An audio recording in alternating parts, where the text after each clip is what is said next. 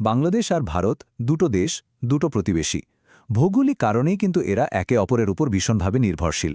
কিন্তু গত কয়েক মাসে ঢাকা আর দিল্লির এই যে বন্ধুত্বপূর্ণ সম্পর্ক, তাতে মনে হচ্ছে বড়সড় একটা ফাটল ধরেছে। যে সম্পর্ককে একসময় সোনালী অধ্যায়ে বলা হতো, সেটা হঠাৎ করে এমন চরম টানাপোড়েনের মুখে কেন? আর সবচেয়ে বড় যে প্রশ্নটা, এই যে দূরত্বটা তৈরি হচ্ছে, এতে লাভটা আসলে কার হচ্ছে আর ক্ষতি বা কার? চলুন আজ কোনো আবেগ দিয়ে না, বরং কিছু তথ্য আর ভূ রাজনীতির আলোকেই এই পুরো বিষয়টা একটু তলিয়ে দেখি। এক কথায় বলতে গেলে এক সময়ের স্বর্ণালী অধ্যায় আর ঘনিষ্ঠ সহযোগিতা এখন যেন গভীর ফাটল আর ক্রমবর্ধমান উত্তেজনা এসে ঠেকেছে। তো কিভাবে হলো এই নাটকীয় পরিবর্তনটা? চলুন সেই কারণগুলোই খুঁজে বের করা যাক। চলুন প্রথমে আমরা সেই প্রেক্ষাপটটা একটু দেখে নিই, যা এই পরিবর্তনের জন্ম দিয়েছে। আমরা সবাই জানি ৫ই আগস্টের ছাত্র জনতার আন্দোলনের পর বাংলাদেশের রাজনীতিক চিত্রটা কিন্তু আমূল বদলে গেছে। গত ১৫ বছর ধরে ভারত যে সরকারের সাথে একটা ঘনিষ্ঠ সম্পর্ক বজায় রেখেছিল, তাদের বিদায়ের পর দিল্লির জন্য একটা নতুন চ্যালেঞ্জ তৈরি হয়েছে, এটা বলাই বাহুল্য। দেখুন, সীমান্ত নিরাপত্তা, তিস্তার পানি বণ্টন, ট্রানজিট চুক্তি, এমনকি আদানি গ্রুপের বিদ্যুৎ সরবরাহের মতো পুরনো আর নতুন নানা ইস্যু, এগুলো নিয়ে দুই দেশের সোশ্যাল মিডিয়া এখন রীতিমতো ঝড় বইছে। সহজ কথায় বলতে গেলে দুই দেশের মধ্যে বিশ্বাসের সংকটটা এখন চরমে পৌঁছেছে। আচ্ছা, এই যে কূটনৈতিক টানাপোড়েন, এর মূল্যটা কারা দিচ্ছে? চলুন এবার মূল বিশ্লেষণে আসা যাক। দেখা যাক দুই দেশের সাধারণ মানুষ ঠিক কিভাবে ক্ষতিগ্রস্ত হচ্ছে। ক্ষতির হিসাবটা যদি আমরা দেখি, তাহলে দেখব যে এই টানাপোড়েনে কিন্তু দুই দেশের সাধারণ মানুষই সবচেয়ে বেশি ভুগছে। যেমন ধরুন বাংলাদেশ, নিত্য প্রয়োজনীয় পণ্য যেমন পেঁয়াজ, চিনি, গম, এগুলোর জন্য ভারতের ওপর কিন্তু অনেকটাই নির্ভর করতে হয়। এখন সম্পর্কের অবনতি হলে এই সাপ্লাই চেইনটা তো বাধাগ্রস্ত হবে, আর তার সরাসরি প্রভাব পড়বে বাজারের ওপর, দাম বাড়বে। আবার দেখুন, হাজার হাজার বাংলাদেশি চিকিৎসার জন্য ভারতে যান, তারা এখন ভিসা নিয়ে নানান জটিলতায় পড়ছেন। অন্যদিকে ভারতেরও কিন্তু ক্ষতি কম নয়।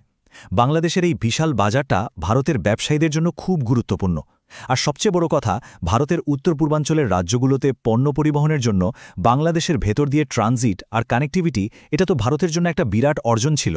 এখন যদি সেই সুবিধাগুলোই প্রশ্নের মুখে পড়ে, তাহলে ভারতের নিরাপত্তা আর অর্থনৈতিক খরচ দুটোই কিন্তু বেড়ে যাবে। তাহলে চলুন এবার একটু ভূ রাজনৈতিক প্রেক্ষাপটটা দেখা যাক। ভারত আর বাংলাদেশের মধ্যে এই যে দূরত্ব, এটাকে কাজে লাগাতে পারে কারা? প্রশ্নটা তো খুবই পরিষ্কার। যদি দুই দেশেরই ক্ষতি হয়, তাহলে এই দূরত্বের ফায়দাটা ঠিক কারা নিচ্ছে? দেখুন, ভূ রাজনৈতিক বিশ্লেষকরা যেটা বলছেন, দক্ষিণ এশিয়াতে ভারতের প্রভাব যদি কমে, তাহলে সেই শূন্যস্থানটা পূরণ করতে স্বাভাবিকভাবেই চীন এগিয়ে আসবে। বাংলাদেশের বড় বড় অবকাঠামো প্রকল্প, বন্দর বা জ্বালানি খাতে যদি চীনের প্রভাব বাড়ে, সেটা কিন্তু দিল্লির জন্য একটা বড় কৌশলগত মাথাব্যথার কারণ হয়ে দাঁড়াবে। ব্যাপারটা শুধু বাইরের শক্তি নিয়েই নয়, দেশের ভেতরেরও কিছু রাজনৈতিক গোষ্ঠী আছে যারা এই ভারত বিরোধী সেন্টিমেন্টকে কাজে লাগিয়ে নিজেদের ভোট ব্যাংক শক্ত করার চেষ্টা করে।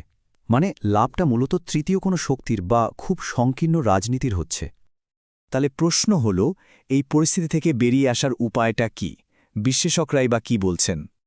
বিশ্লেষকরা বলছেন, ভূগোল তো আর বদলানো যায় না, কিন্তু নীতি অবশ্যই বদলানো যায়। এখানে দুটো দিকের কথাই আসছে।